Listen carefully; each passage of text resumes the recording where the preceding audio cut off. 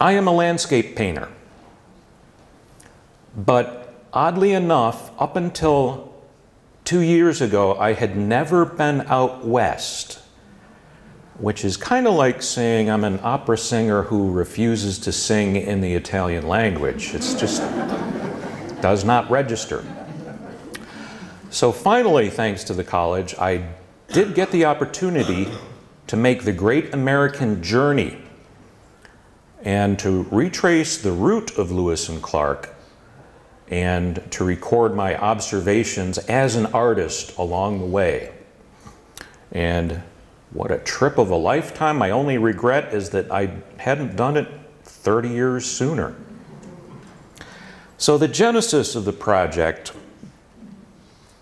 when I was thinking back where I first got the idea, it had to be when I was a 7 or 8 year old boy.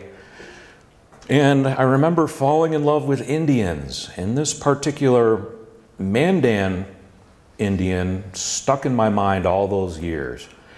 At age 7, you can't articulate why you like something other than it's cool.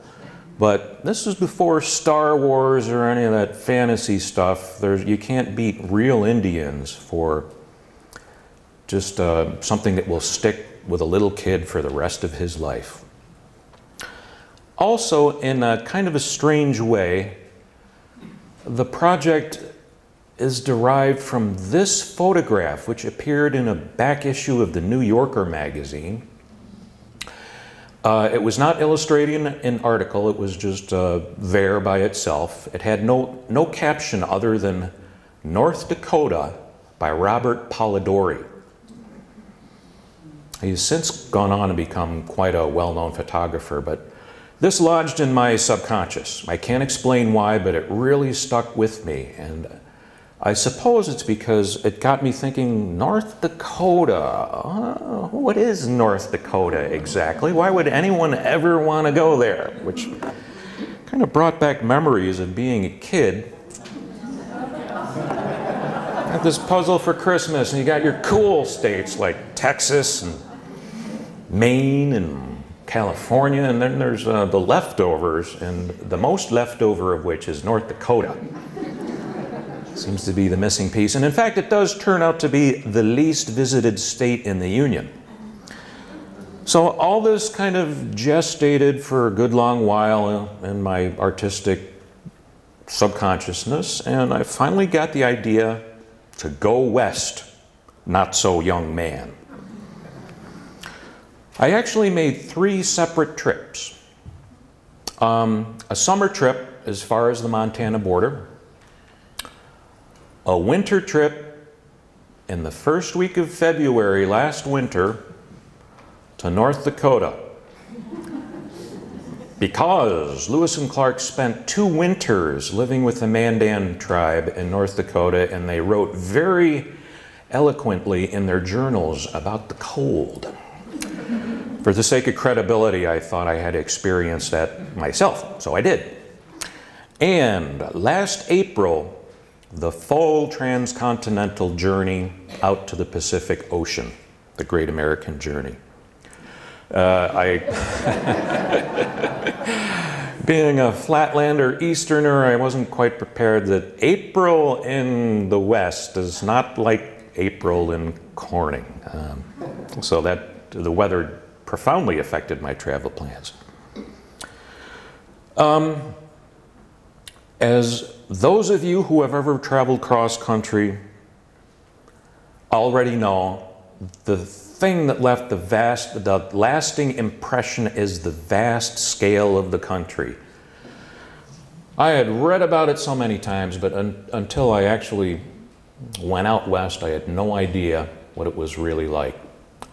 To think that Lewis and Clark and their Corps of Discovery crossed the country in dugout boats, keel boats, horseback, and on foot, mind-boggling. To think that the Oregon settlers would bring infants and small children in covered wagons across those distances is mind-boggling. Sometimes people get the impression, and I kind of let them think that I made my journey old school. Building a campfire every night.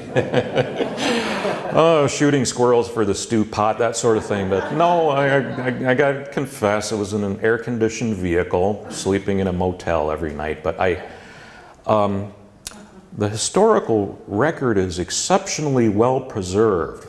The National Park Service and the State Park Services have done an extremely good job of preserving historical sites, and there's so many great little museums along the way that one trip is just enough to scratch the surface. After all that distance, when I finally hit the Pacific Ocean, I think I really felt what Captain Clark experienced upon seeing the Pacific. That was a huge moment for me. And he expressed that as well as any person possibly could.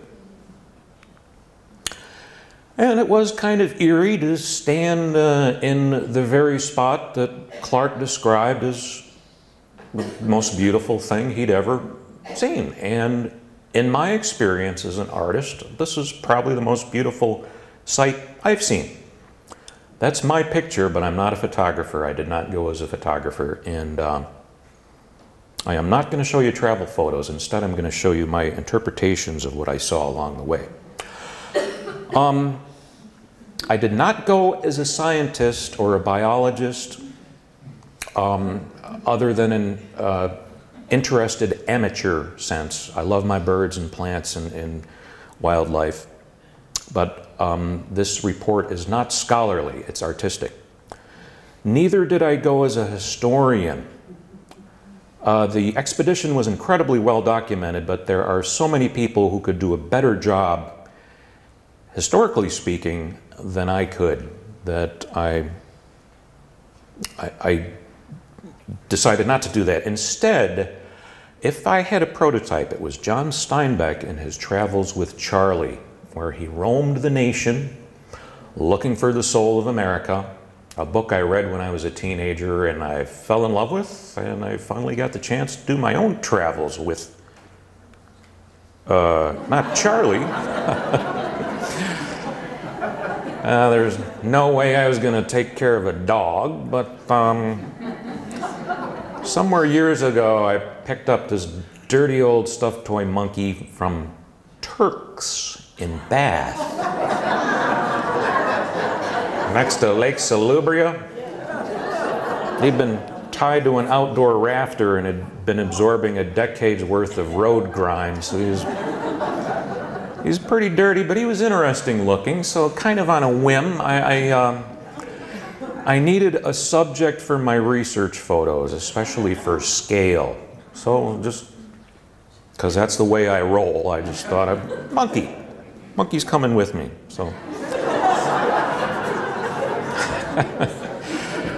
And I kind of think he stole my thunder, as you shall see. By the way, he's enjoying my lecture. He's sitting in his little chair in the front of the audience. You can meet him after the show if you'd like. And he was pretty good. He was, you take a chance with monkeys, but I only had to give him a timeout once for farting in the truck with the windows rolled up.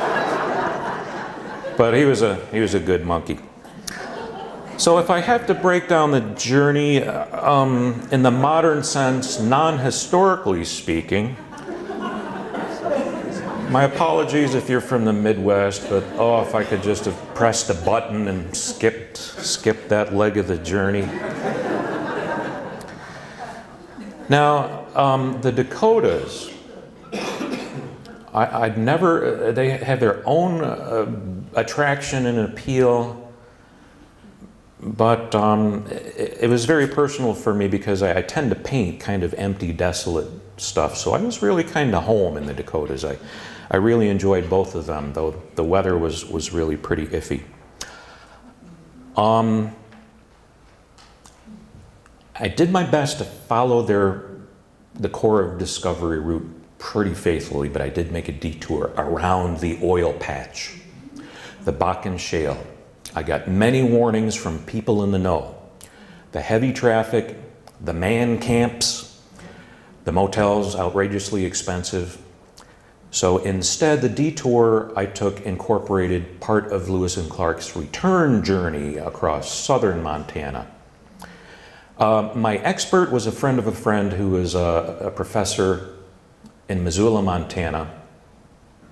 My next slide is going to quote him, but it contains a bad word. So I'm sorry about that. I'm not going to read it out loud. I'm just going to tell you what he said about the Bakken Shale.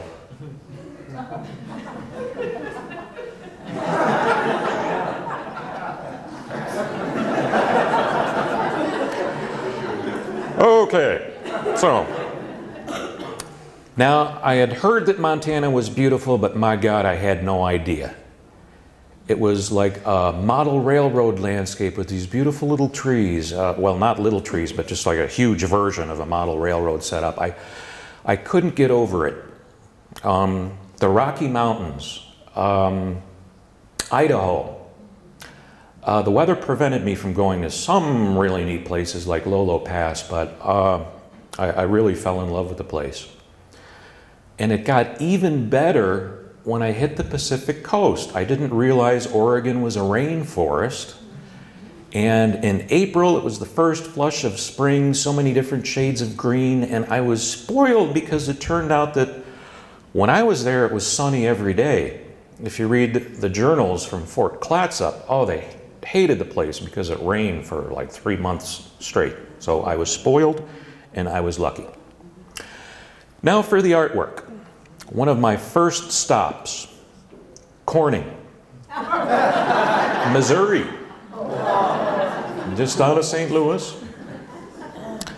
And this is also representative of my typical painting style, very meticulous, detail-filled, and a lot of patience with a tiny brush. And I tell my students that if you can't really paint, you can always get a tiny brush and take a real long time, because detail is the last refuge of scoundrels. So it was an evocative place. They had been hit by their own flood, a Missouri River flood. Essentially, I was following the path of the Missouri. It's changed a lot since 1805, but enough of it remains so you get a sense of what it must have been like.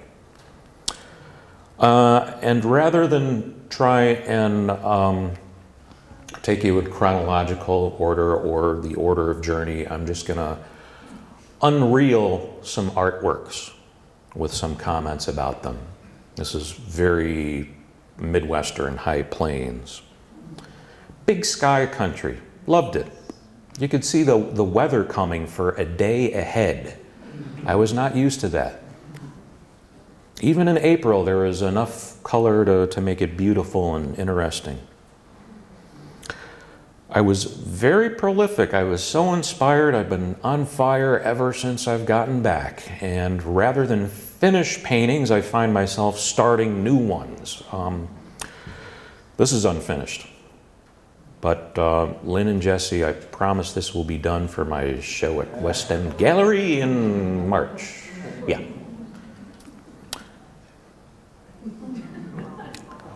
I believe they don't spell very well in Iowa.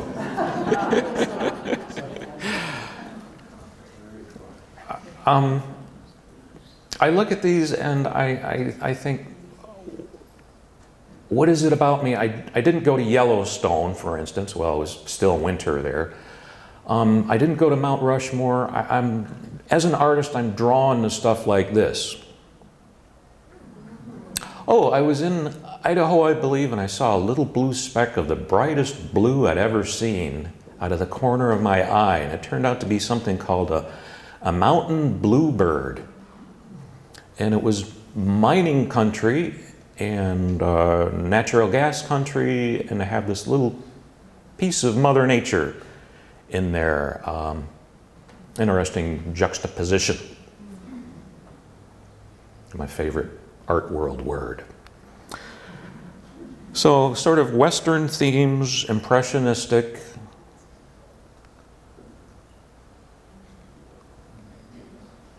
This seems to be pretty typical of the upper Midwest. And this is not typical. Of all places, Nebraska City, Nebraska, well, maybe 500 people, but they had a really first-rate Lewis and Clark museum with live critters. They had a tank with sturgeon in there. I'd never seen a sturgeon before. They look like dinosaurs. They're prehistoric fish. Lewis and Clark and some of their core members, like Silas Goodrich, wrote about them. So I came home and started painting sturgeons and making sturgeons. I love them. It wasn't really floating like that. South Dakota in April.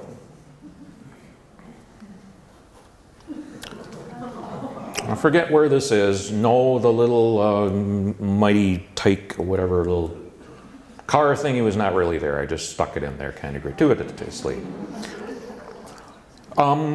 Oregon. Man. Plants love Oregon.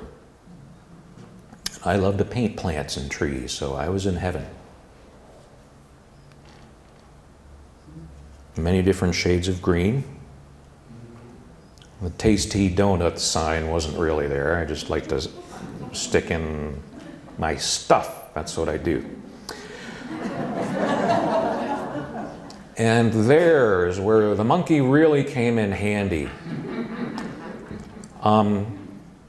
The Cascades, Washington State and Oregon, the size of the trees,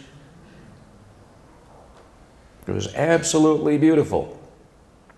And I think this was the piece that I felt most motivated, the piece I've spent most energy on. And actual size is 30 by 40 inches, but I like it so much that I think I'm going to paint a big version. Maybe not quite as big as Mr. Lee's buffalo back there, but that would be nice. If I had the space, I would. I love painting little scraggly stuff. And the monkey, he ate for free, so he certainly earned his keep. This was in Montana somewhere. I'm not showing you the source photographs because I don't want to give away my trade secrets. But I am a photo adapter. I'm not a photorealist because I don't really see the point in trying to do something that a camera does far better than I ever could. But photographs are great for recording ideas and giving me a launch pad to jump off into whatever makes me distinctive as an artist, if there is such a thing.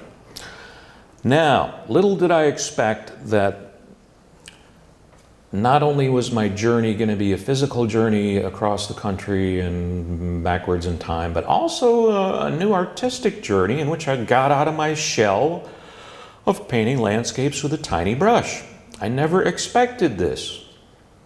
Since I got back, I have been completely rejuvenated as an artist because I'm doing things I never would have considered before. Collage, mixed media, 3D stuff, dioramas, and I'm having so much fun. This was the beginning. Ordinarily, I would have gessoed that sheet of plywood and painted over those imperfections, and now I think, why did it take me so long to figure out that this as is in its own way beautiful? I mentioned sturgeons. My good friend and colleague David Ackerman turned me on to clay. Not ceramic, but a kind of modeling clay. He is a military modeler, a professional, and he opened up a new world of fun for me as an artist. Scholarly fun, of course. I'm not just entertaining myself. I'm a very serious fine artist here. So I love sturgeons. This is a diorama. It's made of wood, clay, and a plastic Halloween skull. Turned it into a sturgeon, and that's a piece of driftwood.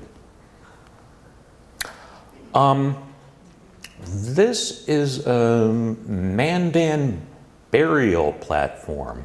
The Mandan Indians were just wonderful. It's The word tragedy doesn't begin to describe what happened to them, the smallpox epidemic, but Lewis and Clark spent 2 winters with them, and they were just a wonderful people, a rich, incredibly rich culture. Not much is left. And my advisor slash friend of a friend told me, no, don't go to the reservation. They're a little touchy about reservation tourism. So I kind of kept a respectful distance, but I really wish I had gotten to know some Indians and spend time with them, but you can bet I'll be here for Sherman Alexie's lecture. I listened to a book on tape of his smoke signals some years ago, and he's just terrific. But Mandan burial platform, a little diorama. Not a sturgeon, but a sauger, which is a form of walleye. Now it's endangered. I've only caught 1 fish in my entire adult life, so I'm not a fisherman. I just like them, and I think they make great artwork. I did see an albino buffalo. It was a tourist attraction in Jamestown, North Dakota, but went home, made my own. Grafted some wagon wheels. Now that little guy should look familiar because that's a reference to the Mandan Indian painting that had inspired me when I was a 7-year-old boy. And that's made out of clay.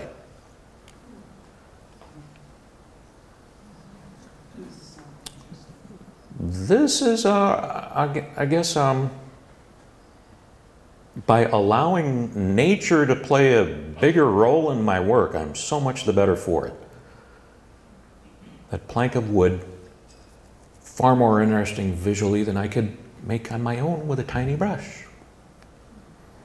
Yeah, roosters, you go out west, roosters are easy. This was in Montana somewhere, and this was I made the little doll from a line drawing of an Indian doll in a book of Indian folklore. This is an elkalo, and this is a buff elk.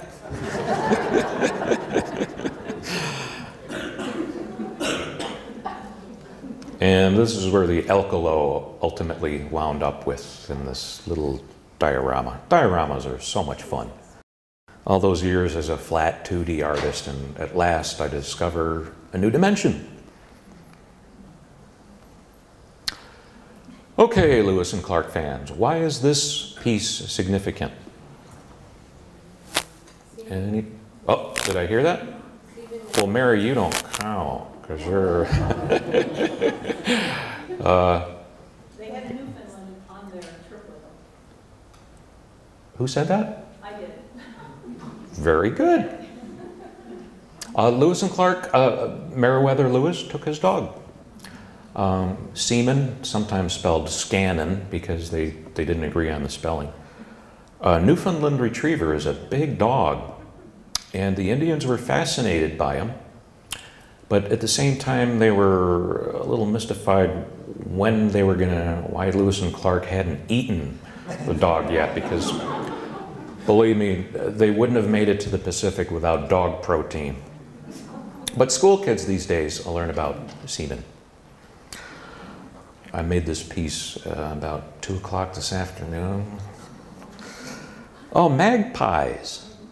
What a pretty bird. Never seen a magpie before. And I'd never seen a bunny bread truck before. It was abandoned somewhere, high plains. Maybe my favorite thing, as far as dioramas, the upper image is one of my photographs taken out the truck window, I believe in Montana. And the bottom image, I've been reading up on model railroading magazines, and I thought I'm going to make my own version out of N-scale model railroad parts. You can buy this stuff. You can buy the little cows, and I think I came pretty close. I came up with my own invention for making the grass, though. That's Triscuits. Crushed up. I'm going to copyright that so no one can steal my idea. Yeah, this is so far from my old stuff that I feel like I'm still on vacation, still on recess, still full of energy and enthusiasm.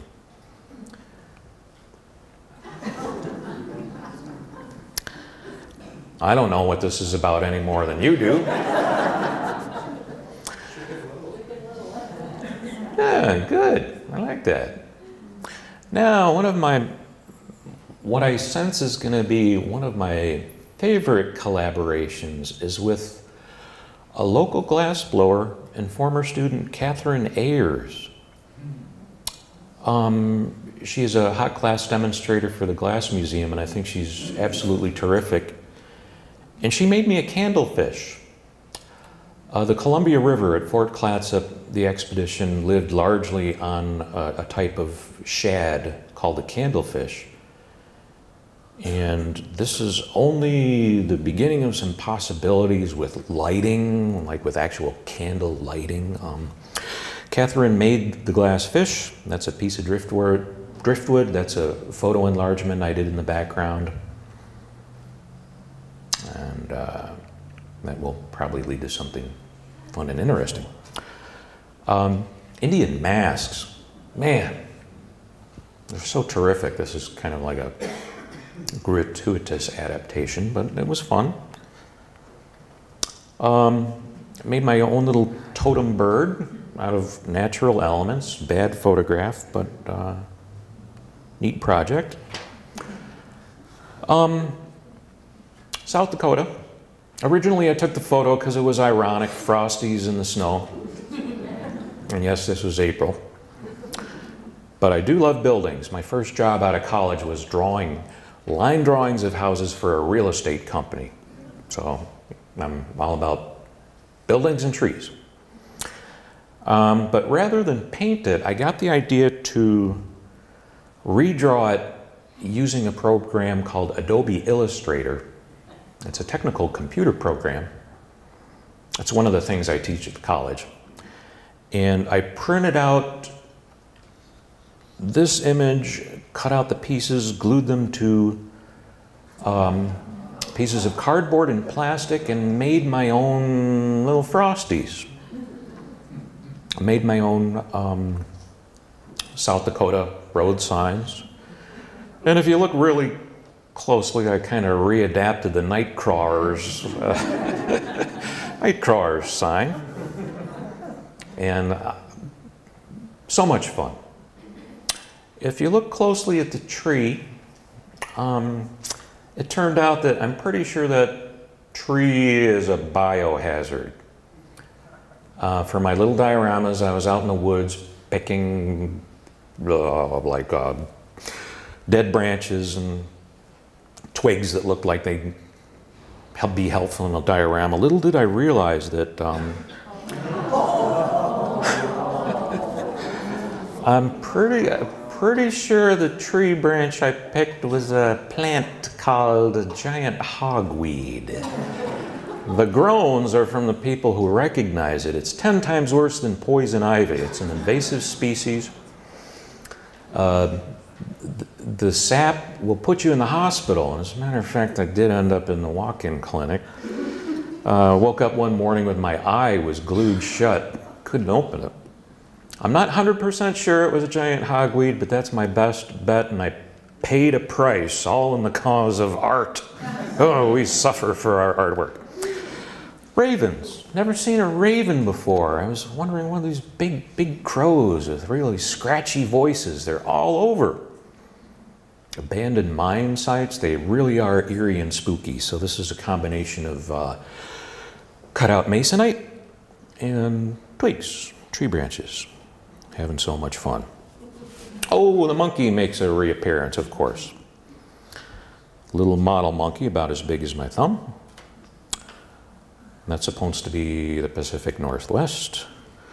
There's a monkey somewhere near Butte, Montana.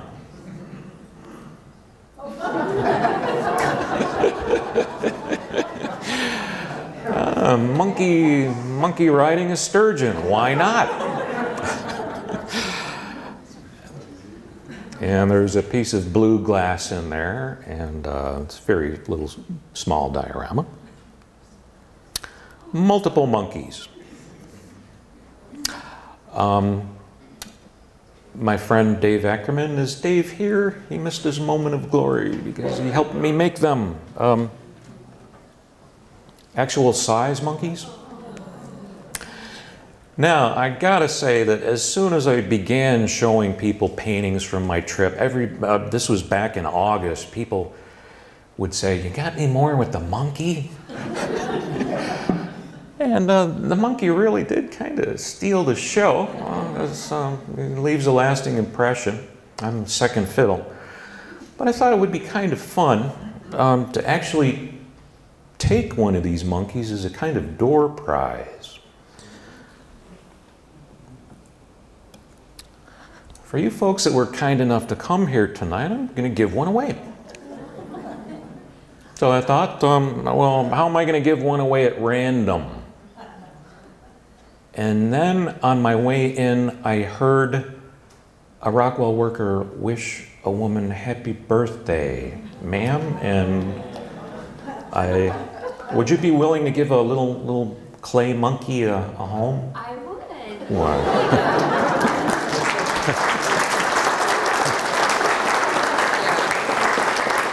You're welcome.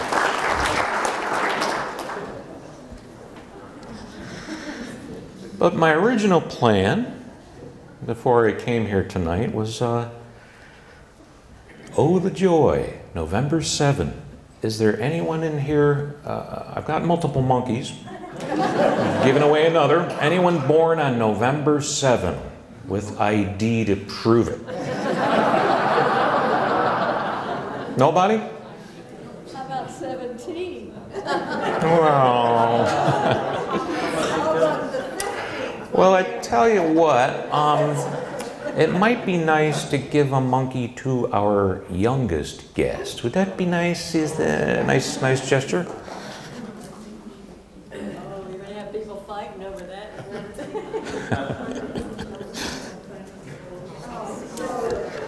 There you go. You're welcome.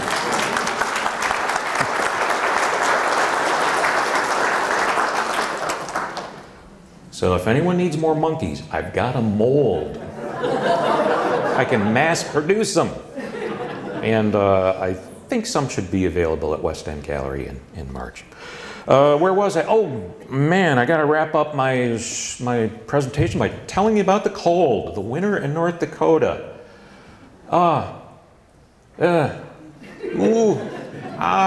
People live there. College kids, tough guys, were walking around in February wearing shorts and skimpy jackets. It's kind of the cool thing. But anyway, desolate, hideously cold, and possibly frigid because there's nothing to stop the wind coming down from the North Pole.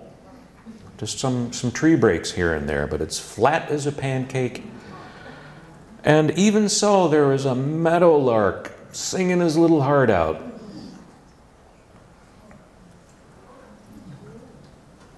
Hardly the stuff of calendar art, but it really does genuinely appeal to me. Spooky, mysterious, and fracking aside, North Dakota has emptied out drastically from 100 years ago because no one wants to live there when they can live in Florida or Arizona. I don't blame them. There wasn't really a greyhound. One of my friends has a really, really beautiful old greyhound, and I just kind of threw the dog in there. Monkey. The monkey did fly with me on my winter journey. I got some funny looks at the X-ray scanner in the airport. I got some double takes, but such a valuable monkey. One thing I did not expect or realize is that the Northern Plains is Cold War country. Everywhere I went, there were remnants of Air Force bases and missile silos and all that kind of scary stuff that you don't normally associate with Lewis and Clark. Every little town of 100 people, their town square had a little playground with an old rocket there. Like, we'll have a Sherman tank. Here, they all have rockets. Weirdest of all was what they call the Nekoma Pyramid, also known as Nixon's $6 billion pyramid.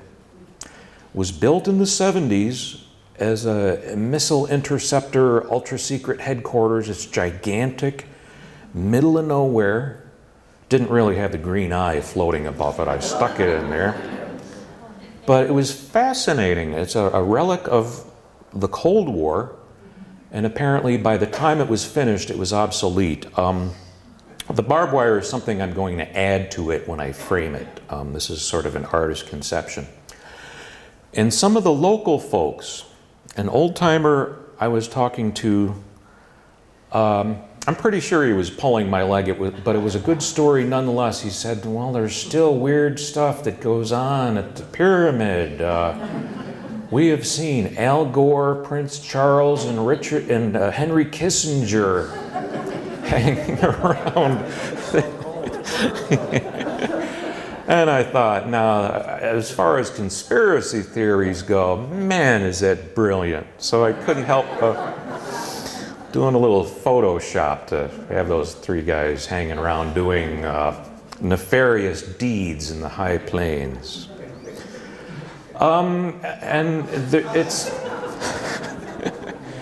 militia, Idaho, Montana, anyone? Funny bumper stickers, get out of the UN, that sort of thing, slightly paranoid. They never gave me a hard time for having New York plates, though. They're very nice. I appreciate that, but I couldn't resist doing a black helicopter painting with a monkey, secret monkey on the billboard. Almost done. Well, speaking of paranoia, a little trick photography from the rainforest. I'm not a photographer, but I do teach a Photoshop class, and it's fun to tinker with Photoshop. Everybody see the goat's head? Tilt shift photography in Corning, Missouri. Monkey mandalas. Rainforest monkey. It's pretty. I don't think you'll see it on a dentist's office wall, though. And one other avenue of exploration for me artistically is digital art. This is not a photo. It's done in Adobe Illustrator, a program where you take a mouse, click, click, click, click, click, color the shape. Click, click, click, color the shape over and over. Kind of like this. I was fascinated by this piece of farm machinery, a crop sprayer, so I made it on the computer, and the beauty of that is I can rearrange things at will. Much easier than painting. So this is all done on the computer rather painstakingly, but it's a gift because of its flexibility. And Photoshop. These days you can paint directly in Photoshop using a stylus as if it was a brush. It will never replace the real thing, real oil paints, but it's its own worthy avenue of exploration. So you do a sky, you do a ground, you throw in some abandoned clutter from an old Stookies restaurant. Some of you might remember Stookies. A nice departure from oil painting. Almost done. I have to tell you my favorite critters out there because I love animals and birds. Richardson's ground squirrel, also known as a flicker tail. You see them zipping across the country roads with their little tail wiggling like a wind-up toy. They're really cute. State animal of North Dakota. Snow buntings. My winter trip, 15 below, there's these flocks of tiny little birds flying across the desolate landscape. It turns out they winter in North Dakota. Imagine how badass that is. Tiny little things. They literally from the polar regions. The critter on the left is a marmot. Never seen one, but they're like woodchucks that whistle loud. They're really cute. And best of all, prairie dogs. Oh, I wish I could take one home. Lewis and Clark did. They took a live specimen back to show Thomas Jefferson. They pop up out of their little holes and squeak and then pop back in. Okay, so essentially I'm done, but I'm cycling back to this original inspirational photograph by Robert Polidori because there's kind of a weird twist to it. In all my journeys, I did so many sketches, took so much notes, so many digital photographs. I get home, I'm sorting through them all. I come across this one, and I thought, oh, where have I seen that before? Why is that familiar? And I had another photo from a different angle of the same building, and a light bulb went off, and it dawned on me that they're the same building. How is it that a state the size of North Dakota, I'm tooling around everywhere, and I found it without realizing it. I wasn't looking for it. So talk about synchronicity and how things are meant to be. Well, there's your proof. I Googled it recently, and some well-meaning preservationist people have...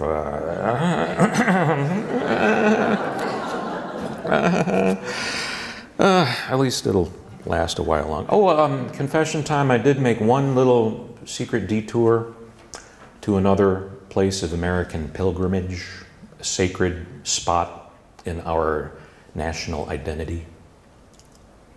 The scene is the Snake River in Twin Falls, Idaho. And if you were a 12-year-old boy in 1974 like I was, you know why it's a sacred place. Yeah, so the great Evel Knievel attempted to jump the Snake River, so I had to go there, and there's not even a historical plaque. I'm mystified, but I am not going to end with an Evel Knievel. Instead, I am going to end with some good thoughts about this magnificent group of people who took the ultimate great American journey. The cast of characters: York, Sacagawea, Chief Kamiawait, and of course Jefferson, Lewis, and Clark. I guess I can thank them for a wonderful journey. In closing, because of this trip, I am a better artist, I am a better educator. I had such a good time last fall with my classes, and I'm even a better American. And yeah, it sounds kind of corny, but God bless America. Thank you very much.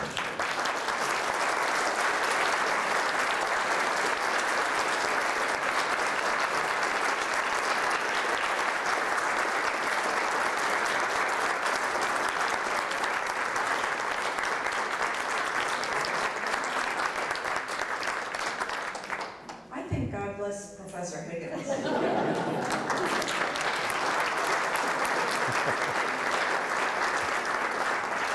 Now, I know we saved a little time in case anybody had any questions for David that you'd like to ask or talk about.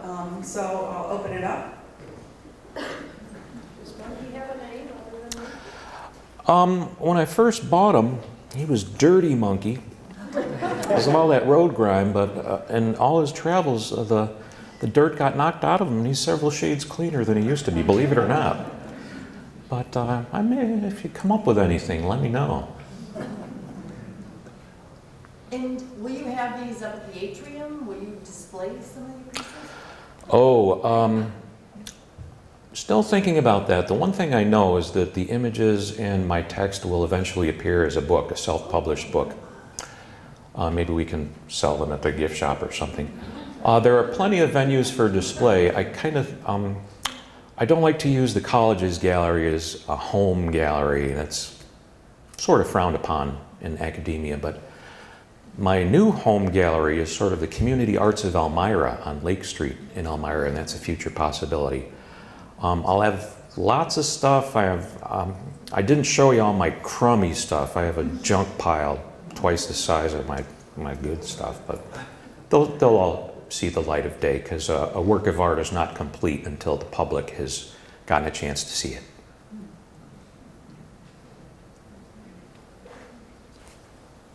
you sell any of your artwork along the way? No, the trip was mostly a research expedition, just the logistics. Clyde Aspivig, the beautiful painting in the stairwell, he would have painted along the way, plein air painting, but yeah, I wish I could paint like Clyde Aspivig. So, short answer, no. Mary Ellen? Along the way, did you encounter, meet interesting people, and did any of them wonder what you were doing? Did they question your... Oh, I met so many fantastic people, extremely knowledgeable people at all the historical sites, the guides. People love the idea of a person following Lewis and Clark. It's a well-worn route. In summertime, I guess the RVs are as thick as snowflakes, but I was in the off season, so I got a lot of attention, and could not have been better. Are you going back? I can't wait. Now that I have a frame of reference for all of the things that happened to them on their journey and where they encountered particular tribes, it will be in summertime, though. Gigi? What do you attribute to your amazing imagination? Is there any influence from the monkey or? That's kind of... I heard that. Actually, when I was a little kid, my parents threw out the TV. And then we moved to a part of the country that had no TV, so I grew up with my brothers and sisters left to our own imagination for entertainment, and whatever comes through in my art goes back to that day.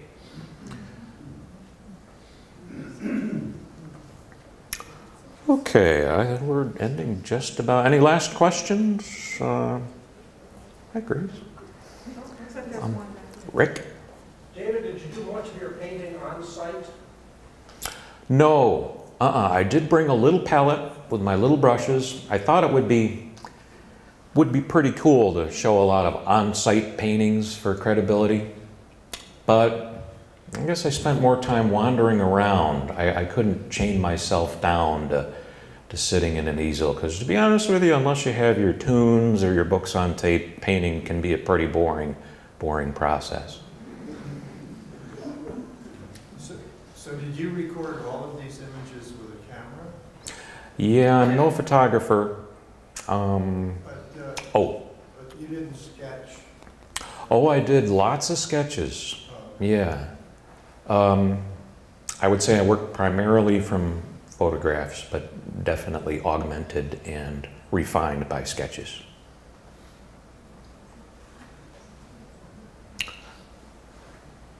Once again, thank you so much.